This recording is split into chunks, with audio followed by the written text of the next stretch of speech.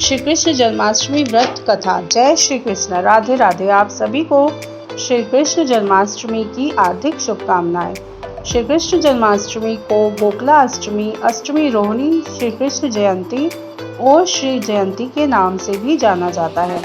इस दिन अर्धरात्रि में अष्टमी तिथि और रोहिणी नक्षत्र के संयोग में भगवान श्री कृष्ण का जन्म हुआ था, तो उसी दिन जन्मोत्सव के रूप में मनाया जाता है। भगवान श्री हरि विष्णु के अवतार माने जाने वाले प्रभु श्री कृष्ण का हिंदू धर्म में बहुत ही बड़ा महत्व है।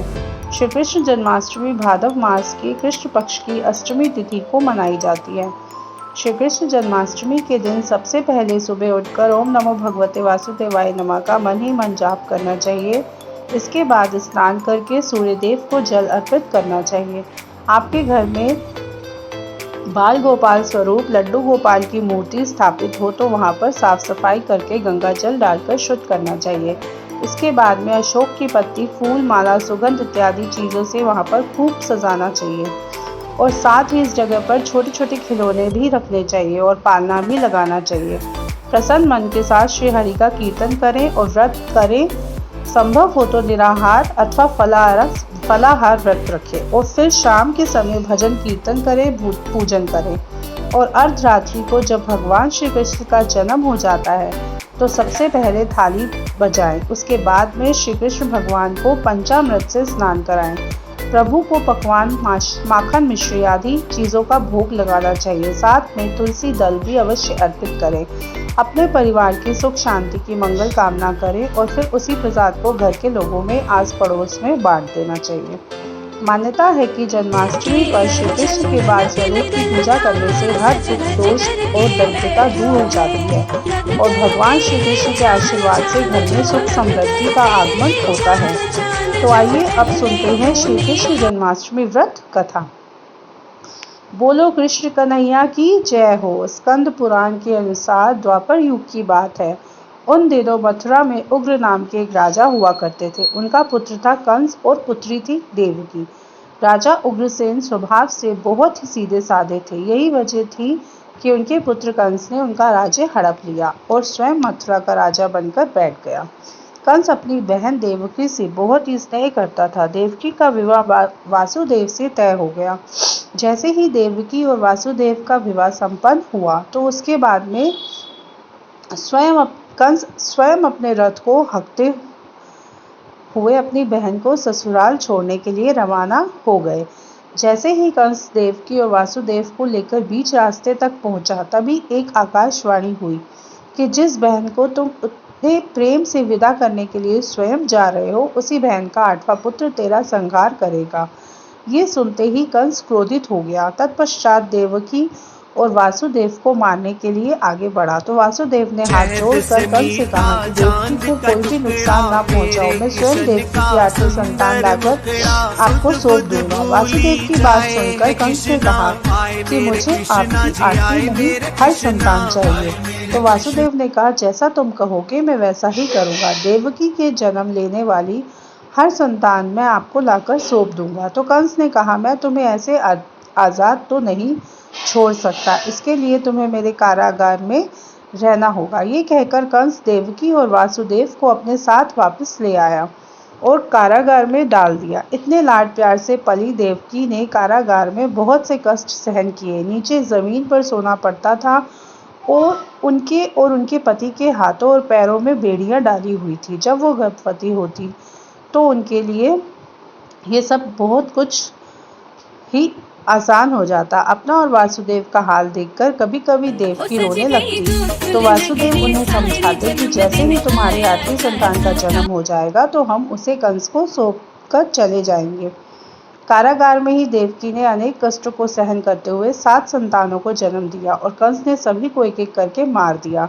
अब कंस को इंतजार था देवकी की 8वीं संतान का। जैसे ही देवकी फिर से गर्भवती हुई तब कंस ने कारागार का पहरा और भी कड़ा कर दिया। इस तरह देवकी के 9 महीने पूरे हो गए। तब भाद्रपद माह के कृष्ण पक्ष की अष्टमी तिथि को रोहिणी नक्षत्र में भगवान श्री कृष्ण का जन्म हुआ था। भगवान श्री कृष्ण का जन्म होते ही भगवान विष्णु भगवान ने वासुदेव को दर्शन देकर कहा कि मैंने स्वयं तुम्हारे यहाँ पुत्र के रूप में जन्म लिया है। वासुदेव ने हाथ जोड़कर आंखों में आंसू भरकर भगवान श्री हरि विष्णु जी से कहा, आपने मेरे यहाँ जन्म लिया, ये मेरे लिए सौभाग्य की बात है, लेकिन जैसे ही मेरे साले कंस को इस बात का पता चलेगा तो वो इस बालक को मार देगा। हे प्रभु ने हे प्रभु, देवकी ने एक एक करके अपनी 7 संतानों को खो दिया है। अब ये उसकी 8वीं संतान है। मुझसे उसका ये दुख देखा नहीं जाता। तो वासुदेव की बात सुनकर भगवान श्री हरि विष्णु बोले कि अब तुम्हें डरने की कोई ज़रूरत नहीं है। अब तुम ऐसा करो, वृंदावन जाकर अपने मित्र नंद बाबा के घर पर अपने बच्चे को छोड़ आओ, और नंद बाबा के घर यशोदा जी ने एक कन्या को जन्म दिया है, उस कन्या को लाकर कंस को दे देना। भगवान श्री हरि विष्णु की बात सुनकर वासुदेव बोले कि हे प्रभु, मैं बाहर कैसे जाऊं? इतना बड़ा कड़ा पहरा है और दरवाजे पर ताले लगे हुए हैं। हे भगवान विष्णु ने कहा कि तुम्हें डरने की कोई ज़रूरत नहीं है। तुम अपने बालक को उठाओ और चलो। जैसा मैंने कहा है तुम वैसा ही करो। ये कहकर विष्णु भगवान वहां से अंतर्ध्यान हो गए। तो वासुदेव ने भगवान श्री हरि विष्णु के कहे अनुसार अपने बालक को उठाया और जैसे ही टोकरी में रखकर दरवाजे पर आए तो ताले अपने आप खुल गए। सारे द्वार खुलते चले गए और द्वार पर जो पहरेदार खड़े थे वो सारे के सारे मूर्छित हो गए। वासुदेव ने टोकरी अपने सर पर रखी और वृंदावन की ओर चल पड़े। कहते हैं कि उस समय यमुना नदी को पार करना बहुत ही मुश्किल था, क्योंकि यमुना नदी पूरे उफान पर थी, बारिश हो रही थी और बिजली कड़क रही थी। तो वासुदेव को बहुत ही डर लग रहा था। वो सोच रहे थे कि इतना नन्हा सा बालक और ऊपर से इतनी बरसात हो रही है, इसका ना जाने क्या होगा। परंतु कृष्ण कन्हैया को क्या हो सकता था, क्योंकि उनकी रक्षा तो भगवान श्री विष्णु ने स्वयं की थी। बहुत सी कठिनाइयों से वासुदेव ने उस नदी को पार किया और नंद बाबा के घर पहुंच गए। वहां पहुंचकर वासुदेव ने देखा कि यशोदा मैया गहरी नींद में सो रही थी और उनकी बेटी पास के पालने में झूल रही थी। फिर क्या था, वासुदेव ने अपने बेटे को वहां पर सुलाया और यशोदा की बेटी को लेकर वहां से मथुरा वापस लौट आए। जैसे ही वासुदेव वापस आए तो सारे पहरेदार नींद से जाग गए और ताले फिर से लग गए। किसी को कुछ भी पता नहीं चला रात को क्या हुआ था। सुबह होते ही जैसे ही कंस को देवकी की 8वीं संतान के बारे में पता चला तो वो बहुत ही खुश हुआ और कारागार पहुंच गया। कारागार में पहुंचकर कंस से वासुदेव से उनकी 8वीं संतान को मांगा तो देवकी अपनी 8वीं संतान को देने के लिए मना करने लगी और बुरी तरह से करुण विलाप करने लगी, लेकिन कंस पर इसका कोई भी असर नहीं हुआ।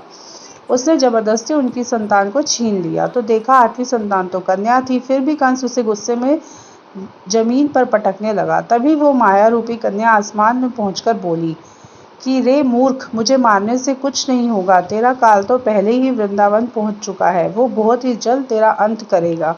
ये सुनकर कंस ने अपने सैनिकों को आदेश दिया कि वृंदावन में जाकर पता लगाओ कि आज रात को किसके यहाँ संतान ने जन्म लिया है। सैनिकों ने पता लगाकर कंस को बताया कि नंद के यहाँ यशोदा ने एक पुत्र को जन्म दिया है। ये जानकर कंस ने नंद यशोदा के बालक को मारने के लिए हर नाकाम कोशिश की, लेकिन कृष्ण कन्हैया का बाल भी बांका नहीं कर पाए। इस तरह से कृष्ण कन्हैया समय के साथ बड़े होते चले गए और वे युवा अवस्था तक पहुंच गए। बचपन से लेकर युवावस्था तक कृष्ण कन्हैया ने अनेकों लीलाएं की थी। अपने बचपन में कृष्ण कन्हैया अपनी यशोदा मैया को बहुत ही प्रेम करते थे। अपने दोस्तों के साथ मिलकर दूध, मक्खन और दही की मटकियां फोड़ देते थे।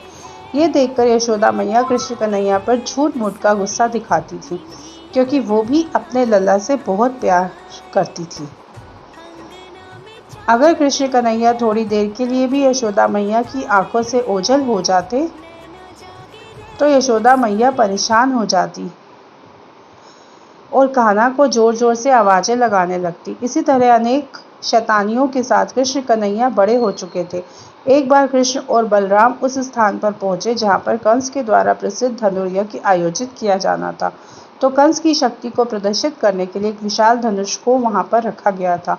धनुष को देखते ही कृष्ण कन्हैया उसको लेने के लिए आगे बढ़े, लेकिन सैनिकों ने उन्हें रोक दिया। ये देखकर कृष्ण कन्हैया को गुस्सा आ गया और वे सैनिकों को बुरी तरह से पीटने लगे और सारे सैनिकों को वहां से भगा दिया। और फिर मंच पर चढ़कर वो भारी धनुष अपने हाथ पर धारण किया और उसे उठा दिया।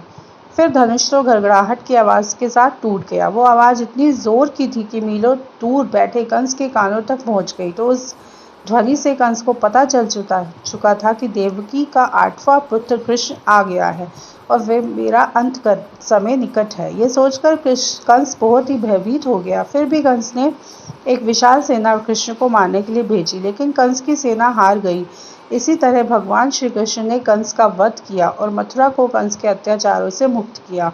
कहा जाता है कि जन्माष्टमी के दिन कृष्ण जन्म की इस कथा को सुनने से जन्म जन्मांतर के सभी पाप नष्ट हो जाते हैं और जीवन में सुख सौभाग्य की प्राप्ति होती है। अब आइए श्रवण करते हैं दूसरी कहानी, जिसे सुनने मात्र से सुख समृद्धि की प्राप्ति होती है। सुदामा सुदामा जो कि भगवान श्री कृष्ण के खास और प्रिय मित्र थे। भगवान श्री कृष्ण और सुदामा की मित्रता एक मिसाल थी। बचपन के दिनों में भगवान श्री कृष्ण ने सुदामा को वचन देते हुए कहा कि मित्र, तुम जब भी संकट में पड़ना तो मुझे याद करना, मैं दौड़ा चला आऊंगा और अपनी मित्रता बखूबी निभाऊंगा। इस तरह बाल्यकाल में कृष्ण, बलराम और सुदामा एक साथ पढ़ते हुए बड़े हो गए। लेकिन एक समय ऐसा आया कि श्री कृष्ण जी द्वारिका के राजा बन गए और उनके मित्र सुदामा गरीब हो गए और सुदामा के लिए तो एक समय के भोजन की व्यवस्था करना भी कठिन हो गया था। सुदामा अपने परिवार का लालन पालन करने में बिल्कुल भी असमर्थ हो गए थे।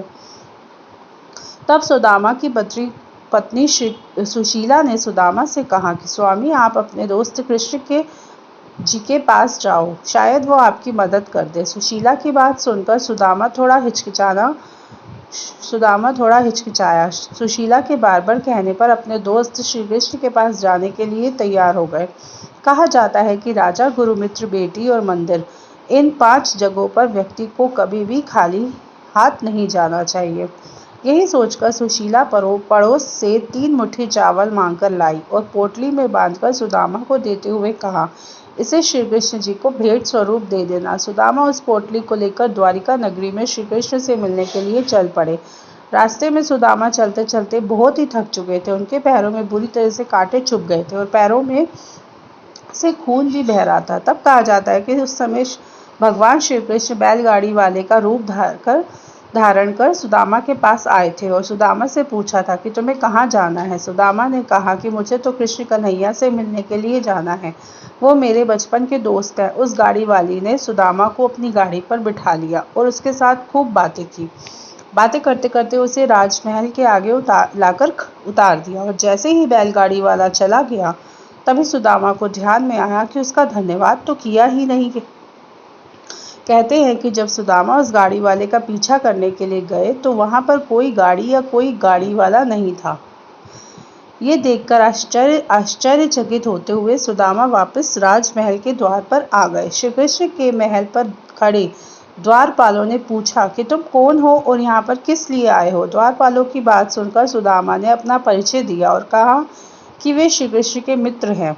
वो सारे द्वारपाल हंसने लगे कि इतनी फटी हालत अवस्था में कृष्ण जी का कोई मित्र कैसे हो सकता है। सुदामा ने कहा कि आप एक बार कृष्ण को जाकर कह दो कि उनका दोस्त सुदामा आया है। तो सुदामा के कहे अनुसार द्वारपाल ने भीतर जाकर श्री कृष्ण को संदेश दिया कि बाहर कोई सुदामा नाम का आदमी आया है वो आपसे मिलना चाहता है।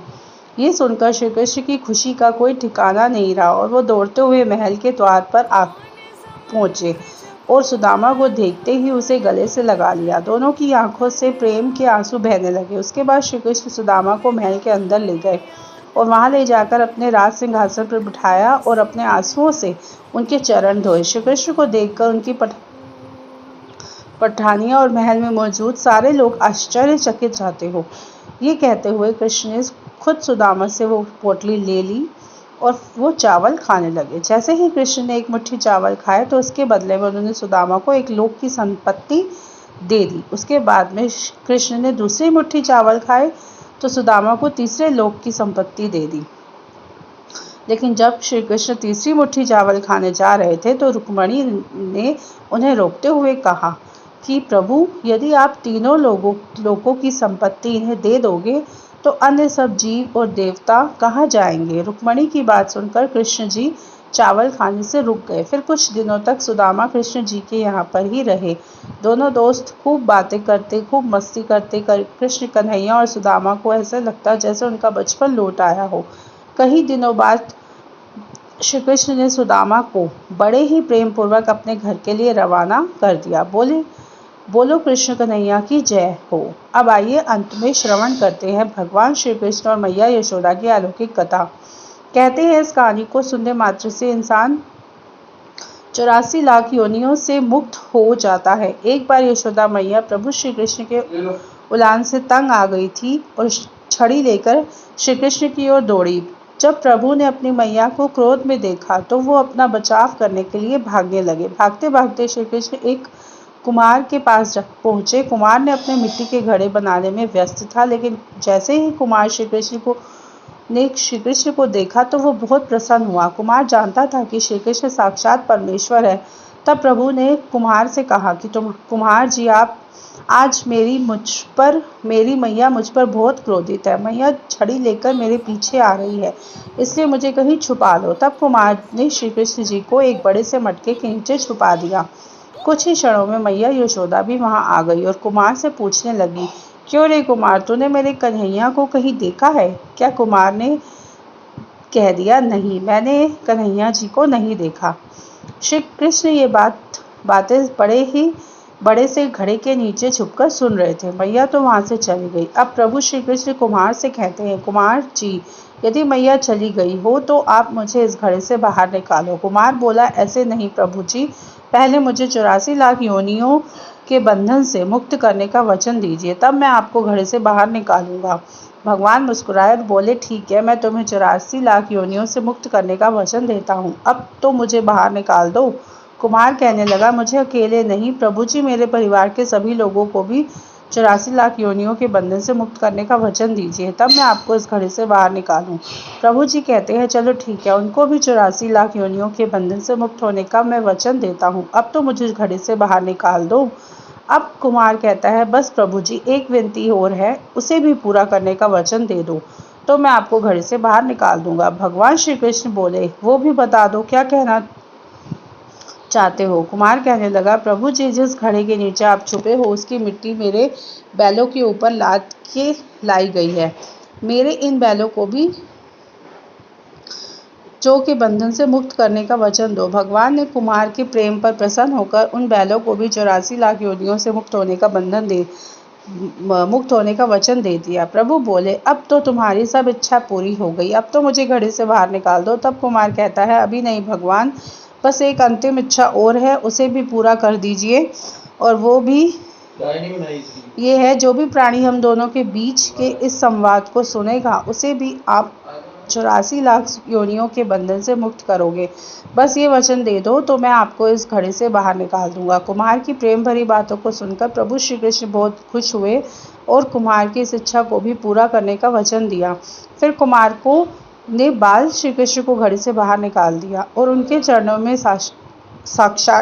साष्टांग प्रणाम किया। प्रभु जी के चरण धोए और चरण पिया और अपनी पूरी झोपड़ी में चरणामृत का छिड़काव किया और प्रभु जी के गले लगकर इतना रोए कि प्रभु में ही विलीन हो गए। जरा सोच कर देखिए, जो बाल श्री कृष्ण 7 कोस लंबे चौड़े गोवर्धन पर्वत को अपनी कनिष्ठ उंगली पर उठा सकते हैं, तो वो क्या वो एक घड़े को नहीं उठा सकते? लेकिन बिना प्रेम रीझे नहीं नटवर नंद किशोर कोई कितनी भी यज्ञ करे, अनुष्ठान करे, कितना भी दान करे, चाहे कितनी भी भक्ति करे, लेकिन जब तक मन में प्राणी मात्र के लिए प्रेम नहीं होगा, प्रभु श्री कृष्ण मिल नहीं सकते। जय जय श्री राधे कृष्ण। अगर वीडियो पसंद आई हो तो हमारे चैनल को लाइक कीजिए, सब्सक्राइब कीजिए और शेयर कीजिए।